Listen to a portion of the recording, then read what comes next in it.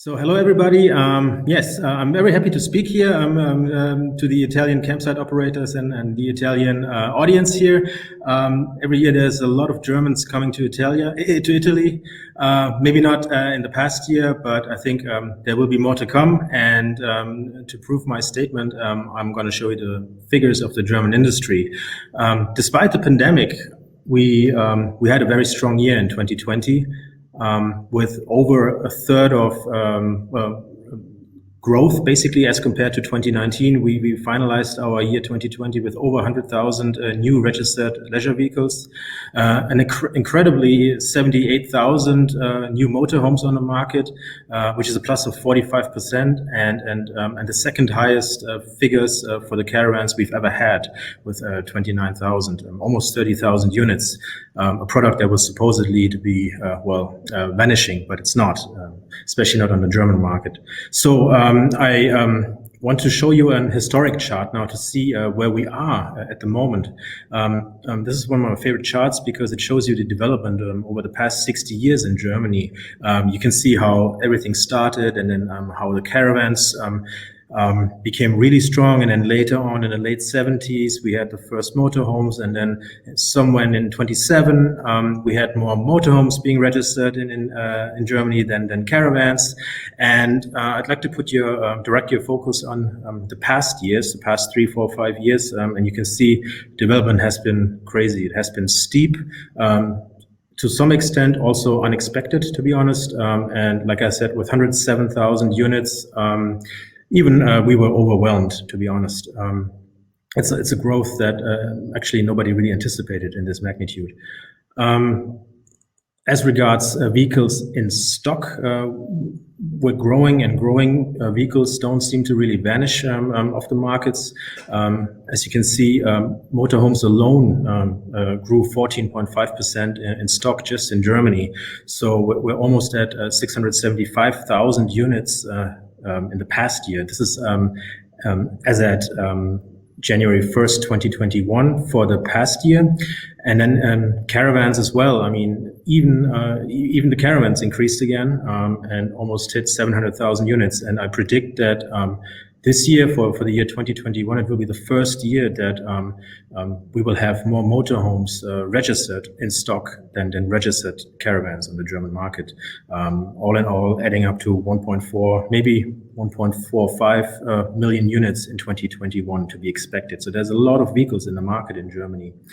And all this, despite the pandemic. Again, I want to show you how our year was, the year 2020 for the German caravanning industry. We started off very strong in January, February, with both segments in double-digit numbers. And then, of course, then you all know it, then came the lockdown period, which hit us especially hard in April in Germany. Everything was closed. A lot of vehicles in these very two crucial months, March and April, could not be delivered. So we were short by almost 8,000 units as compared to 2019. But then, we started anticipated the reopening, and what we did as an association, because one of our tasks is to promote the image and promote the lifestyle of caravanning, and we started to come up with a new TV commercial, a marketing flight. We started in April, just to get people to thinking about caravanning again. And I'm not saying this is the only reason why the figures that are of the next months are so strong, but I think that this commercial, as did other associations as well, they gave some hope, they gave some, how can I say, enthusiasm to go out and go on the roads again, and definitely for all the newbies that didn't know our lifestyle and that couldn't go on cruises, or I don't know, maybe some flights to Thailand or so, give them some inspiration on what to do this year. And after that, basically registrations, they skyrocketed, especially after June, and in the period from June to December, we had an incredible over 30,000 units additional on top of a very strong second half of 2019.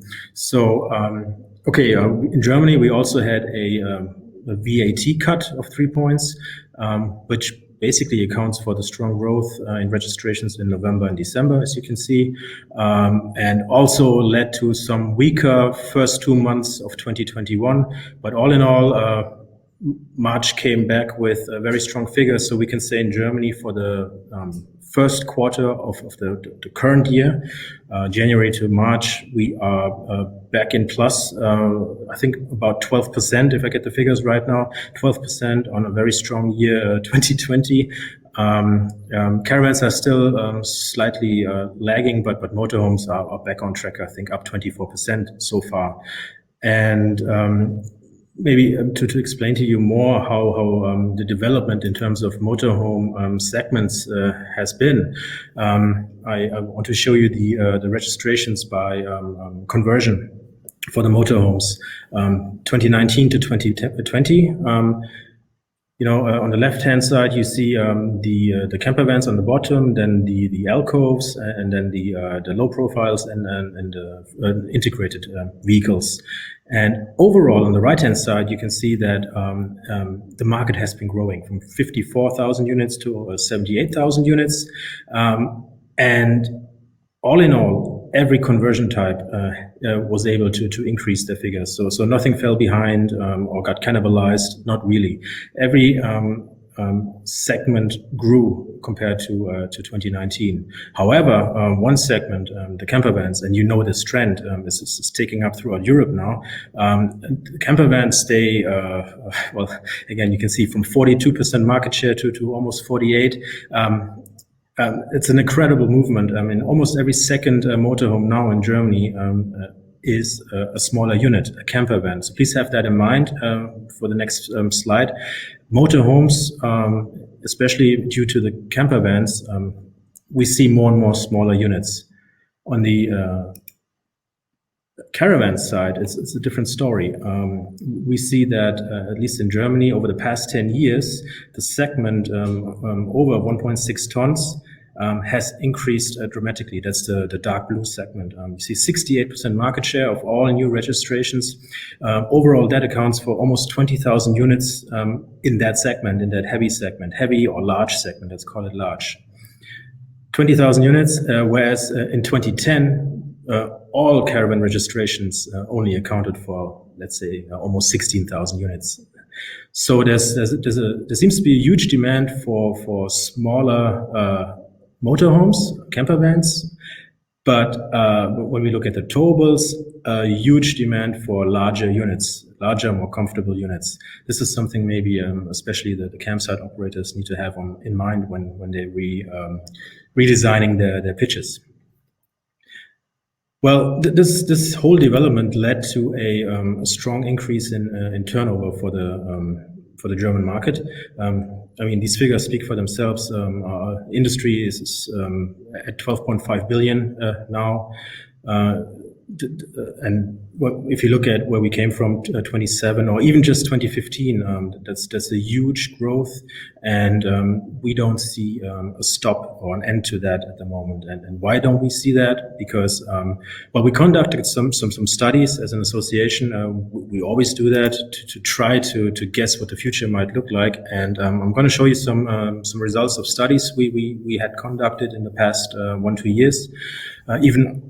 Before the pandemic, it looked good. So this is, for instance, a study by a renowned research institute, tourism research institute here in Germany. And they found out that, well, the economic impact of caravanning tourism almost accounts for 15 billion euro every year. And don't be scared by the 138 million overnight stays and day trips. This is really, well, how can I say, a compilation of touristic campers, permanent campers, and then also on campsites, but then also all these folks that are traveling with their motorhomes, staying on pitches overnight, but we put in day trips as well. So these are the normal day trips that you know you do when you just want to go somewhere and maybe climb a rock wall or go fishing or so, but with a camper van. So that's why we have this incredibly huge number. And also the employment equivalence, which is always very helpful when we confront politicians or so. They see caravanning itself is very important and has a lot of impact to the economy. What we also did was another study on the sustainability. Well, we always know caravanning is green, right? But other people have to understand why. So we had, over the years, we had renowned institutes. We're not greenwashing, so we're feeling actually that we have to challenge ourselves. That's why we really went for the green institutes in Germany to have them conduct this study. And even those guys, they came to the conclusion that caravanning or camping is, as a travel form, very, very green and sustainable. Again, it's obvious that we're better off than cruise ships or planes, but even compared to a normal passenger car, or in some cases even traveling by train and a hotel, always ends up with more CO2 equivalents emitted than if you travel with a motorhome and then you stay on a campsite or on a motorhome pitch. So this is a good finding, and also gives us some credibility again in front of the politicians. And imagine if someday we will have electrified vehicles, then this balance will look even better, depending on your electricity mix, of course. But there's a lot of potential still. And last not least, we did also, and that was really pre-pandemic, that was in 2019, there was a potential analysis also by a large consumer institute. And basically what they found out was that in 2019, by the end of 2019, every fifth German was willing to go on a caravanning trip.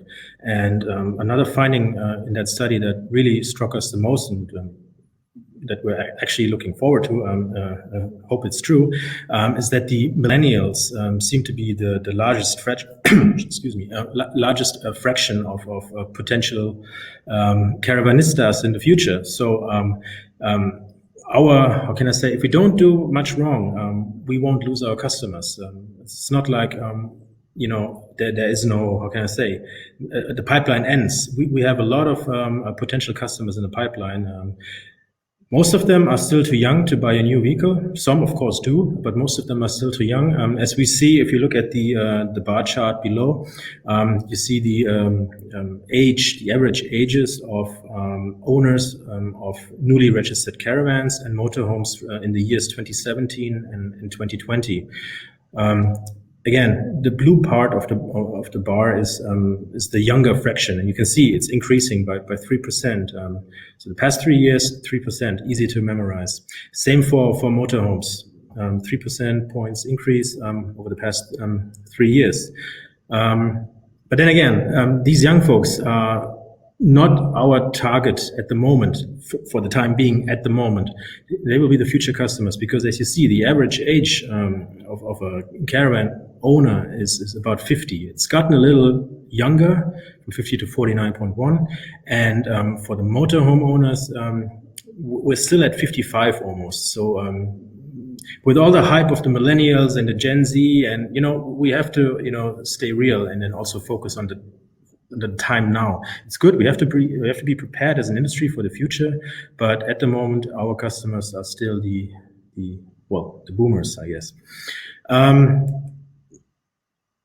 Interestingly, with the pandemic, as you all know, the caravan salon, luckily, really, we appreciate this, luckily could take place, and of course with smaller figures, but you've read all the articles, everybody was happy in the end. And one thing that was really interesting was the first-time visitor rate. Normally, at an average of maybe less than a third of all visitors, we were able to get almost more over 40% or 42% to be specific of new visitors, first-time visitors to the caravan salon. So that basically reflects the large interest in this lifestyle, in this travel form. And I think most of them, they also went back and bought a vehicle. So you have a lot of first-timers, new owners that just get to experience the vehicle, and you will face these people once they can travel again. You will welcome them on your campsites in Italy.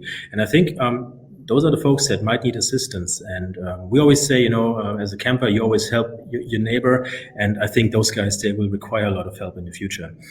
We're doing our best to educate them, but you know how it is. So again, lots of potential, but maybe even lots of work. Maybe to come to a conclusion very soon, I'm going to try to give you a forecast from our perspective. Again, 2020, very strong year for us, and as it looks like, if you're talking to the manufacturers and getting the media response currently, despite the pandemic, despite the lockdowns, we will have more influx. We will have more units being sold in the future for the next 1-2 years, that's for sure. That means more new customers, people that are really willing to travel once it's possible again, not just in Germany, but also in the typical travel destinations such as Italy. So you will experience a huge influx of new customers, old customers, but also a lot of new customers. Mostly maybe with smaller motorhomes and larger touring caravans. Of course, the current situation also has some challenges. Supply chain for the industry, at least, is a huge topic at the moment. Dealerships are almost empty, are sold out. So our guess, 10% growth, is ambitious. Let's see if we can do it, but well, let's stay optimistic, right? I don't want to stay positive at the moment, but let's stay optimistic. Also, infrastructure, and this is maybe more interesting for you guys. We see that the infrastructure has not been able to cope with the growth of stock vehicles in the market. So there's a huge urgency to develop more opportunities for our customers to spend their holidays at. Something to keep in mind. And maybe one thing I want to stress here is that we've seen some movements in Europe that, how can I say, started, I think, now in Portugal, where people that are, staying maybe overnight maybe not at a campsite, they're now being chased and almost harassed and fined. And I'm not sure if that's the right movement at the moment.